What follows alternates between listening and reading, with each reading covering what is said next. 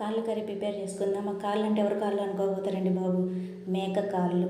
శుభ్రంగా కడిగి పెట్టుకున్న కాళ్ళని కుక్కర్లో వేసుకొని సాల్ట్, పసుపు, కారము, ఆ ముక్కలు మునిగేదాకా వాటర్ వేసుకునేసి ఒక 7-6 విజిల్స్ వచ్చేదాకా పెట్టుకుందాం. మెత్తగా ఉడుకుతుంది.